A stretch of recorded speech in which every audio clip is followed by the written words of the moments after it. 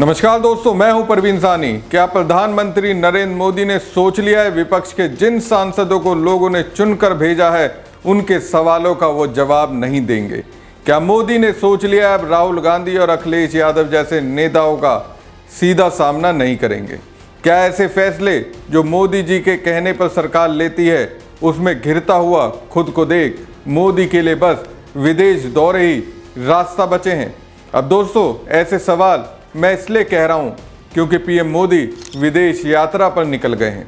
सदन की कार्रवाई चल रही है। नेता प्रतिपक्ष राहुल गांधी समेत तमाम विपक्षी सांसद पीएम मोदी से ऑपरेशन सिंदूर पर जवाब चाहते हैं, अपने हर सवाल पर जवाब चाहते हैं।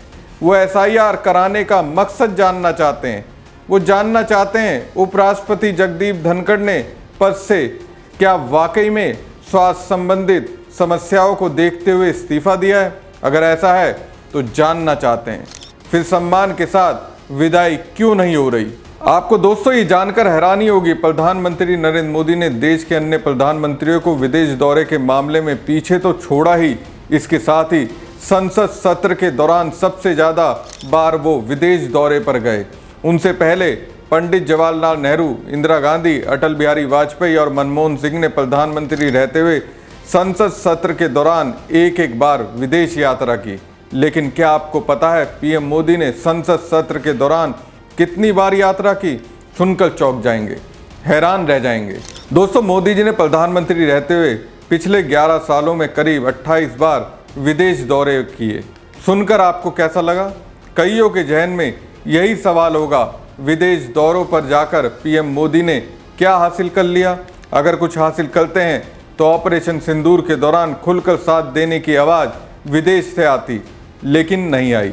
अब मोदी के विदेश दौरे पर अखिलेश के इस बयान को जरा सुनिए। इलेक्शन कमीशन वोट को बढ़ाए, लोगों को आगे जोड़े कि और ज़्यादा वोटिंग हो। सर, बीजेपी का ये भी कहना है कि हमने जो है वो चर्चा के लिए कहा है कि बात करें, पर ये लोग बात नहीं करना चाहते हैं, सिर्फ मकर द्वारा। बिना प्रधान के किसको बयान दें, किसको अपनी बात सुनाएं? अभी तो कोई है ही नहीं, किसको सुनाएं हम अपनी बात? और जहाँ तक सवाल जो बिहार में हो रहा है वो कल को यूपी में होगा, बंगाल में भी होगा, क्योंकि बीजेपी जानती है कि जनता के बीच में महंगाई, बेरोजगारी के सवाल पर उनके पास जवाब नहीं है। जो भ्रष्टाचार है, आप कल्पना नहीं कर सकते भ्रष्टाचार कितना है, तो उसका जवाब क्या है उनके पास? इसीलिए उलझा के रखते हैं। मैं आप लोगों का धन्यवाद देता हूँ। और अगर आपको नकारात्मक बात सुननी है तो ANI पे बहुत सारे ऐसे रिकॉर्डेड वीडियो होंगे वो जो आप दोबारा प्ले कर सकते हैं। राहुल गांधी कह रहे हैं कि बिना प्रधान के हम किसको बयान दें, किसको अपनी बात सुनाएं? बात भी सही है। सदन का नेता ही जब सदन में गंभीर बहस के दौरान मौजूद नहीं रहेगा, ऐसे में उनसे नीचे वाले मंत्रियों को सुनाने से क्या फ़ायदा होगा? अब देखिए, बीजेपी वाले अपनी पार्टी और सरकार की हर उपलब्धियों के लिए मोदी को क्रेडिट देते हैं, लेकिन जब सरकार की विफलताओं की बात आती है तो मोदी उन्हें छोड़ विदेश यात्रा पर निकल जाते हैं। 11 सालों के शासन में संसद सत्र के दौरान 28 बार विदेश यात्रा, तो इसके सबूत हैं। और दोस्तों, जब जब मोदी विदेश गए तब तब गंभीर मुद्दों पर बहस हो रही थी। कुछ ना कुछ उनकी ओर से लिए गए वो फैसले रहे जिससे देश के लोगों को नुकसान का सामना करना पड़ा। इस बार तो कई अहम मुद्दे हैं। सबसे बड़ा मुद्दा तो राष्ट्रीय सुरक्षा से जुड़ा मुद्दा है।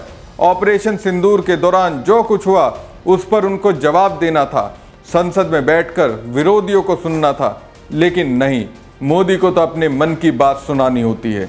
वो विदेश से घूम फिर कर आएंगे और फिर अपने मन की बात सांसदों को सुना देंगे। अब सोचिए, पीएम मोदी की स्पीच के दौरान विपक्ष के सांसद गायब रहेंगे तो सत्ता पक्ष की ओर से कहा जाएगा विपक्ष के सांसदों को संसद के संस्कारी गुण नहीं आते। अब पीएम मोदी के इसी रवैये से नेता प्रतिपक्ष राहुल गांधी बेहद ही नाराज हैं। उन्होंने पीएम मोदी के विदेश यात्रा को लेकर उन्हें जबरदस्त तरीके से घेरा। राहुल गांधी से जब सीज फायर को लेकर सवाल किया गया तो उन्होंने कहा कि पीएम क्या बोलेंगे कि ट्रंप ने करवाया है, बोल नहीं सकते। लेकिन ये सच्चाई है, ट्रंप ने सीज फायर करवाया है। पूरी दुनिया जानती है, ये सच्चाई है, सच्चाई से छिपा नहीं जा सकता। ये सिर्फ सीज फायर की बात नहीं है, बहुत बड़ी प्रॉब्लम्स हैं जिन पर हम चर्चा करना चाहते हैं। डिफेंस की प्रॉब्लम है, डिफेंस इंडस्ट्री से जुड़ी प्रॉब्लम है, ऑपरेशन सिंदूर की प्रॉब्लम है। हालात अच्छे नहीं हैं। पूरा देश जानता है। जो अपने आप को देशभक्त कहते हैं वो भाग गए हैं। प्रधानमंत्री एक बयान नहीं दे पा रहे हैं। वाकई में देश जानना चाहता है आखिर ऑपरेशन सिंदूर के दौरान क्या हुआ था। पीएम मोदी की जुबानी जानना चाहता है। देश के लोग उम्मीद कर रहे थे कि मोदी विपक्ष के सांसदों के हर विचार और उनके हर सवाल को सुनेंगे, लेकिन वो विदेश दौरों पर निकल गए।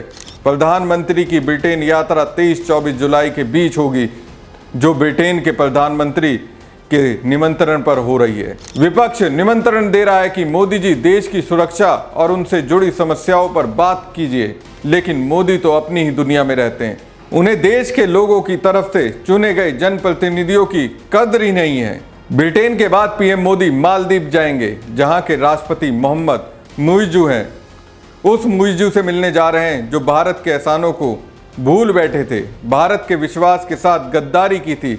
ऐसा मोदी जी के भक्ति हमेशा कहते आए हैं। अब पीएम मोदी भक्तों के ही विश्वास को झटका दे रहे हैं। बता रहे हैं कि उन्होंने कैसे उन्हें अपनी राजनीति के लिए नचाया और इस्तेमाल किया। राहुल गांधी आगे कहते हैं, ट्रंप ने 25 बार बोला है कि मैंने सीज फायर करवाया। ट्रंप कौन होता है सीज फायर करवाने वाला? उसका काम थोड़ी ना है। मगर प्रधानमंत्री ने एक बार भी जवाब नहीं दिया। सच्चाई है, छुप नहीं सकती। ऑपरेशन सिंदूर पर चर्चा तो होगी, सरकार ने ये माना है, लेकिन पता नहीं कब करेंगे। प्रधानमंत्री के वापस आने पर करेंगे। मुझे तो दोस्तों हैरानी इस बात की हो रही है, पूर्व उपराष्ट्रपति जगदीप धनखड़ के साथ क्या क्या हो रहा है। भारत के लोकतांत्रिक इतिहास में अब से पहले इतनी बेइज्जती शायद ही किसी संवैधानिक पद पर बैठे व्यक्ति के साथ हुई हो, जैसा धनखड़ के साथ हो रहा है। अब उनका हालचाल लेने बीजेपी के लोगों को जाना चाहिए। और सुनने में आ रहा है कोई फेयरवेल भी नहीं हो रहा है। सोचिए आप, फेयरवेल भी नहीं हो रहा है। कम से कम फेयरवेल होता तो हम सब लोग जाते चाय पीते जा करके, उन्हें धन्यवाद देते, उनके स्वास्थ्य के बारे में पूछते, उनका सम्मान होता। अखिलेश का सवाल वाजिब है, अगर धनखड़ बीमार हैं तो बीजेपी नेता हाल चाल पूछने क्यों नहीं गए? चाय पे बुलाते तो हम भी पूछ लेते, सब तो ठीक है ना। अब सूत्रों से जानकारी मिली है कि धनखड़ जल्द ही उपराष्ट्रपति भवन खाली करेंगे और उन्होंने इस्तीफे के तुरंत बाद सामान पैक करना शुरू भी कर दिया था। हालांकि उनका इस्तीफा एक दिन बाद यानी मंगलवार को स्वीकार किया गया। धनखड़ के इस्तीफे को लेकर सियासी घमासान छिड़ गया और विपक्ष का आरोप है कि सरकार के दबाव में आकर उन्हें उपराष्ट्रपति पद से इस्तीफा देना पड़ा। जानकारी के मुताबिक धनखड़ से कुछ विपक्षी पार्टियों के नेताओं ने मुलाकात करने का समय मांगा था, लेकिन वक्त नहीं मिला।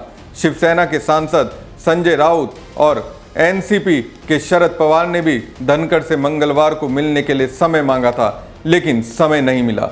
इस्तीफे के बाद से धनखड़ किसी भी राजनीतिक पार्टी के नेता से मुलाकात नहीं कर रहे हैं। प्रोटोकॉल के मुताबिक कार्यकाल पूरा होने के बाद उपराष्ट्रपति को टाइप 8 कैटेगरी का सरकारी बंगला अलॉट किया जाता है, लेकिन धनखड़ का कार्यकाल 2027 में पूरा होना था और उन्होंने इससे पहले ही खुद इस्तीफा दे दिया। ऐसे में देखना होगा कि सरकार की तरफ से उन्हें सरकारी बंगला मिलता है या फिर वो किसी प्राइवेट बंगले में शिफ्ट होते हैं। तो दोस्तों, एक तरफ धनखड़ जिन्होंने मोदी और उनकी सरकार का खुलकर साथ दिया, थोड़ा सा विपक्ष को तवज्जो देने लगे तो पीएम मोदी उन्हीं के दर्द को भूल विदेश यात्रा पर निकल गए। अब इसे क्या कहेंगे? हमारी खबर आपको कैसी लगी कमेंट बॉक्स में कमेंट करके जरूर बताएं। साथ ही पेज को ज़्यादा से ज़्यादा लाइक और शेयर कीजिए। धन्यवाद।